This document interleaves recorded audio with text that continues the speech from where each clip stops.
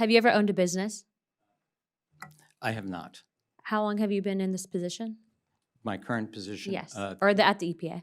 2.5 years in this position. Okay, and what did you do previously? I worked at Harvard Law School.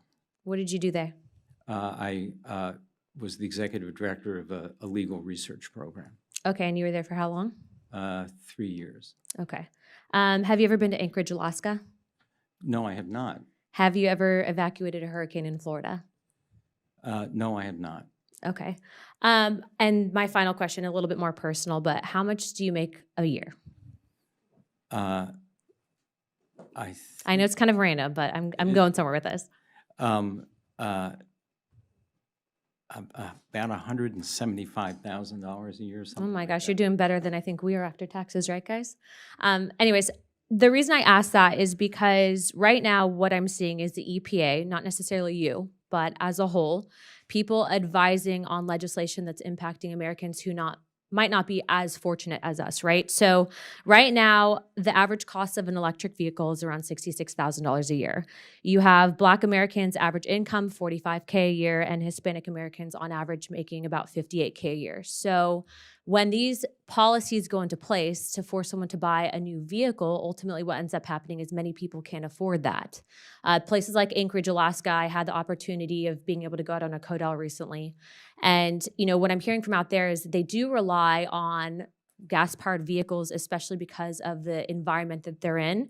And in an event like in Florida, when you've had to evac, we can't necessarily rely on electric vehicles because of the fact that, one, Florida's a very big state, and also to the fact that there's not enough charging stations, nor is there the infrastructure in place to, I think, provide the support needed for an entirely electric grid, not to mention that there's a national security issue that goes hand in hand with that because of the fact that if the electric grid is hacked, ultimately what ends up happening is it can shut down our entire country, and that's something that I'm sure that you would even agree is a bad thing, correct? Yes. Okay. So my question for you is, what is the EPA doing to actually talk to normal people not in Washington, people not at Harvard, people not in Congress, to ensure that they're being taken care of? Because these policies, this legislation, not only is it going to impact jobs, not only will it really attack the economy, but it's going to hurt Americans. So are you guys doing any outreach to actual normal people to see if they agree with any of this legislation? Thank you for that question.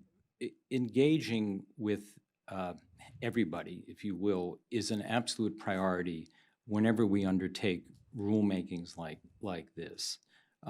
We talk to industry, we talk to our co-regulators in states, and we definitely arrange to meet with people in communities across the country on a number of our rules.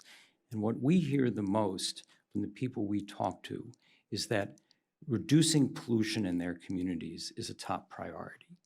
I mean, I think everyone wants a clean community, but the problem is that if you have people in poverty because of laws that aren't necessarily reflective of the areas that they live in, that's going to cause more issues long term than I think what we can do, not only to promote clean energy, which would be, in my opinion, nuclear energy, but then also to making sure that we're not sending our industries to places that don't respect the environment, and thus, regardless of what we do here, for example, in some of these Asian countries, they might be destroying the environment, so it doesn't matter what we do here. I have a question about Toyota Auto Corporation. It's estimated that about 1.2 million public chargers by 2030 is what is needed. That's about $400 per day. How many public chargers are going to be going online per day right now?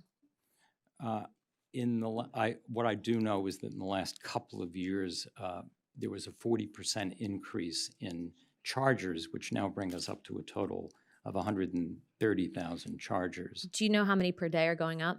Because right now, to hit those metrics, it would need to be about $400 per day. I don't know how many are going up, but I do know that Congress passed 2 significant pieces of legislation that will boost the deployment of chargers. Okay, the private sector is making significant investments as well. Okay, my final statement, because I'm short on time, is like, look, I know you're in a very important position, but I just hope that you're taking into account people that might not necessarily have the resources when you guys are making these decisions, because it's going to impact a lot of people and it's going to hurt Americans. Understood.